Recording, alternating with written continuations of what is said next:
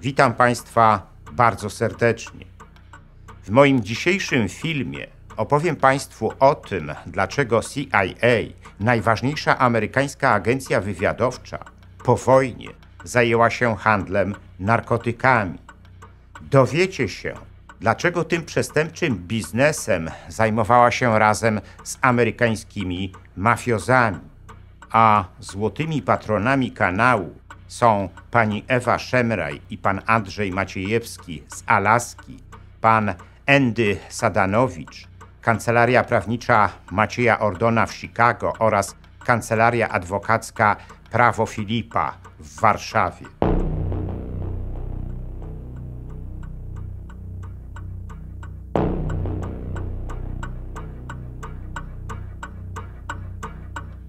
Gdy wybuchła II wojna światowa, Paul Edward Halliwell był młodym, obiecującym prawnikiem. W 1941 roku, gdy Stany Zjednoczone przystąpiły do wojny, tak jak tysiące innych Amerykanów, został zmobilizowany. Jako zawodowego prawnika skierowano go do służby w administracji amerykańskiej armii. W 1943 roku jego zdolności organizacyjne dostrzegli przełożeni i zarekomendowali Halliwella szefowi amerykańskiej agencji wywiadowczej, czyli Biura Służb Strategicznych, generałowi Williamowi Donovanowi. Biuro Służb Strategicznych, czyli OSS, powstała na początku 1942 roku i podlegała amerykańskiemu Połączonemu Komitetowi Szefów Sztabów. Miała zajmować się między innymi planowaniem i realizacją operacji specjalnych potrzebnych temu komitetowi. Na początku 1947 roku OSS zmieniła szyld na Centralną Agencję Wywiadowczą, czyli CIA. W pierwszych powojennych latach amerykańska służba borykała się z wieloma problemami. Finanse były oczywiście najważniejszym z tych problemów. Halliwell wpadł wówczas na pomysł, jak OSS mogłaby pozyskiwać fundusze na swoje tajne operacje wywiadowcze. Doszedł do wniosku, że powinna ona zająć się zaopatrywaniem w narkotyki Afroamerykanów z dużych amerykańskich metropolii, gdzie istniało na nie spore zapotrzebowanie. Halliwell uznał, że najlepszym partnerem do tego interesu będzie mafia. Lucky Luciano był jednym z najpotężniejszych jej przedstawicieli i już przed wojną miał spore doświadczenia w tym zakresie, ponieważ nielegalnie sprowadzał do Stanów Zjednoczonych heroinę z Chin i Turcji. Tyle tylko, że Luciano został skazany przez nowojorski sąd za zmuszanie kobiet do prostytucji i przebywał wtedy w więzieniu. Po jakimś czasie został z niego deportowany do Włoch, pomimo tego, że posiadał amerykańskie obywatelstwo. Szef OSS, generał William Donovan, któremu pomysł Halliwella się bardzo spodobał, zaczął więc naciskać na gubernatora stanu Nowy Jork, Thomasa DeVeya, aby przyzwolił na ponowne ściągnięcie Luciano do Ameryki. W rezultacie tych zabiegów w grudniu 1946 roku Luciano znalazł się w kubańskiej Hawanie. Tam od razu zorganizował spotkanie z innymi mafiozami, z którymi wcześniej współpracował. Albertem Anastasio, Meyerem Lanskim, Frankiem Costello i Vito Genovese. Pomimo oporu mafiozów przed handlem narkotykami, Luciano ostatecznie zdołał przekonać ich do tego, aby weszli do tego biznesu. Na początku 1947 roku odbyło się kolejne spotkanie w tej sprawie, w którym to spotkaniu mafiozów reprezentował Meyer Lansky, zaś CIA, następczynię OSS, Frank Wisner i James Angleton. W trakcie tego spotkania uzgodniono dalsze szczegóły współpracy. Wszelkie problemy sporne pomiędzy stronami miał rozwiązywać zaufany nowojorski prawnik Mario Brod. Aby sprawdzić, jak będzie ten biznes działał w praktyce, obie strony postanowiły sprowadzić do Stanów Zjednoczonych 200 kg heroiny. Narkotyk miał zostać zakupiony od włoskiej firmy farmaceutycznej Schiaparelli, a następnie dostarczony na Kubę. Tam heroina miała zostać podzielona na działki, a następnie wysłana do Nowego Jorku, gdzie miała zostać rozprowadzona w klubach jazzowych Harlemu.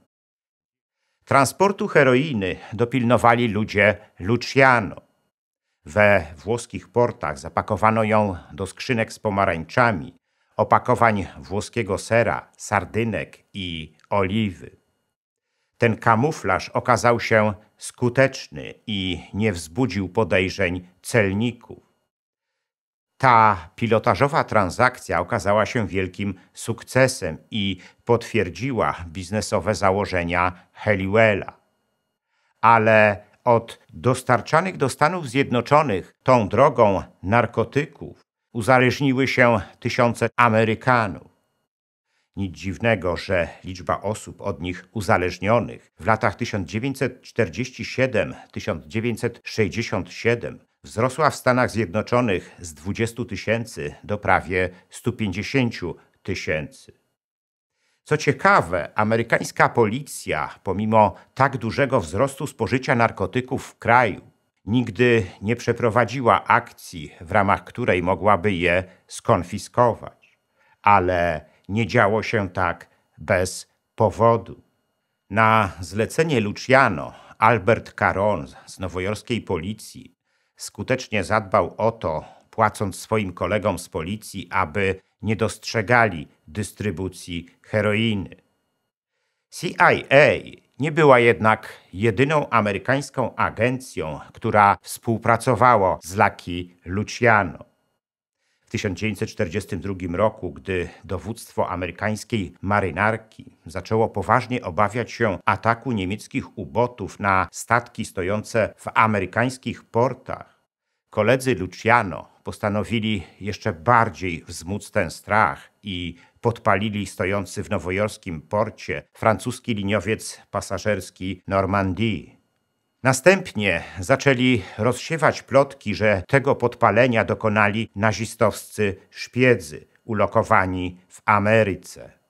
Tak naprawdę powodem takiego działania kolegów Luciano była chęć wywarcia presji na amerykańskie władze, aby te zwolniły go z więzienia, w którym, jak już wspomniałem, przebywał.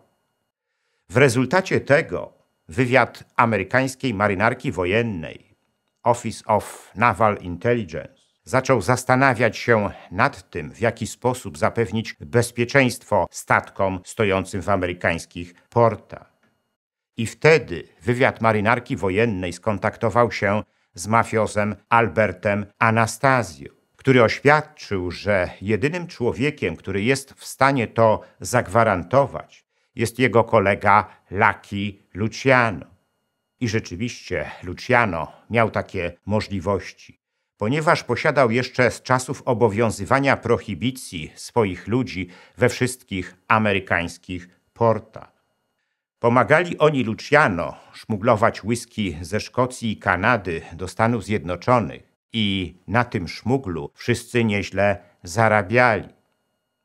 W tym celu pułkownik Charles Radcliffe Huffenden z wywiadu marynarki wojennej postanowił odwiedzić Luciano w więzieniu i zaoferował mu w zamian za zrealizowanie tego zadania ułaskawienie i deportację do Włoch.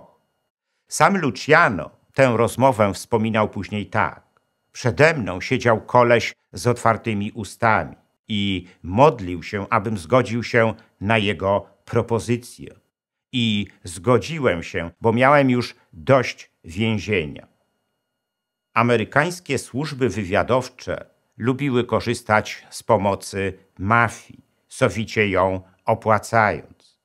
Ta współpraca zaczęła się dokładnie 15 kwietnia 1943 roku, gdy amerykańska OSS otrzymała polecenie opracowania planu inwazji amerykańskich wojsk na Sycylię i OSS przygotowała wówczas szczegółowy raport w tej sprawie, rekomendując w nim, że najpierw trzeba stworzyć niezbędne warunki do takiej inwazji, zaczynając ich tworzenie od nawiązania współpracy z włoskimi antyfaszystami.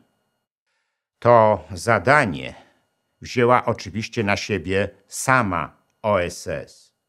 Jej przedstawiciel we Włoszech, R. Brennan, skontaktował się w tej sprawie z Giovannim Montinim, watykańskim podsekretarzem stanu i późniejszym papieżem Pawłem VI, prosząc go o wskazanie takich osób na Sycylii.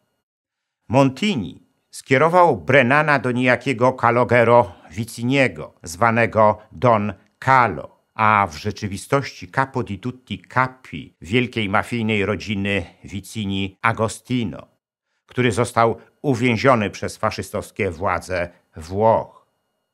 Ale aby nawiązać kontakt z Don Calo, potrzebny był zaufany pośrednik. Tym pośrednikiem został Luciano, ponieważ jego sycylijscy krewni zamieszkali w miasteczku Villalba, pracowali właśnie dla Don Calo.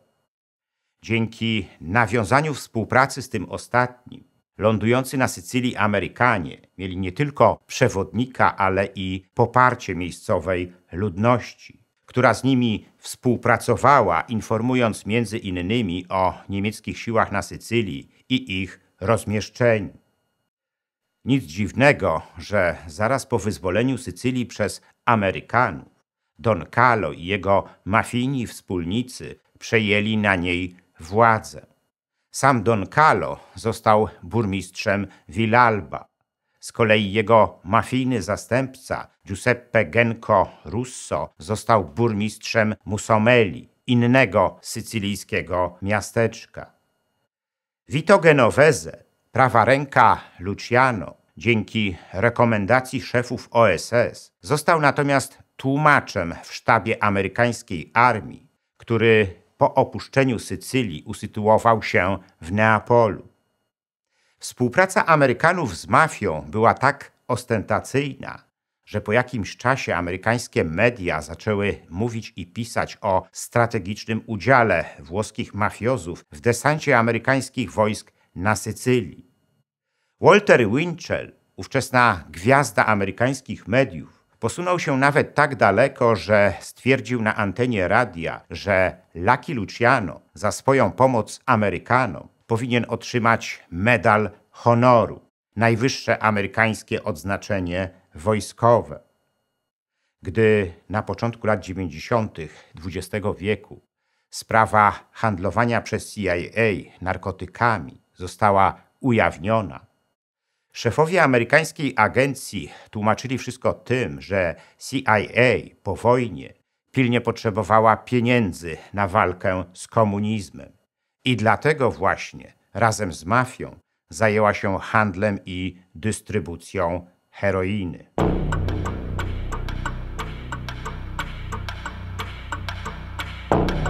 W następnym moim filmie opowiem wam o okolicznościach śmierci marszałka Edwarda Rydza Śmigłego. Dowiecie się, po co przybył do okupowanej Polski z Rumunii, gdzie we wrześniu 1939 roku został internowany. To jedna z najbardziej tajemniczych historii, jakie wydarzyły się w czasie wojny w okupowanej Polsce. Ten film zatytułowałem Tajemnice śmierci marszałka Rydza Śmigłego. Gorąco zapraszam do oglądania.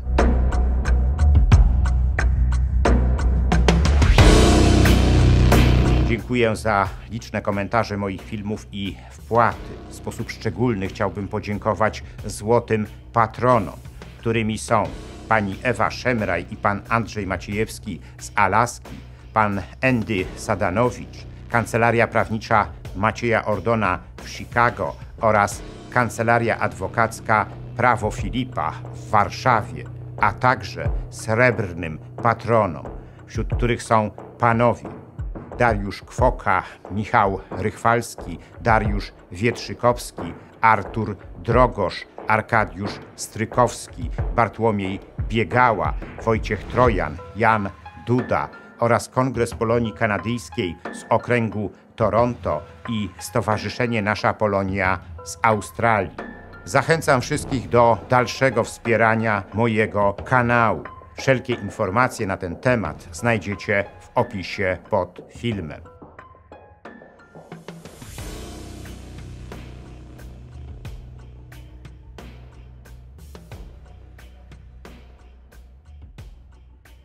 Z okazji nadchodzących świąt Bożego Narodzenia życzę Państwu, aby były one dla wszystkich Państwa pełne ciepła, spokoju i radości.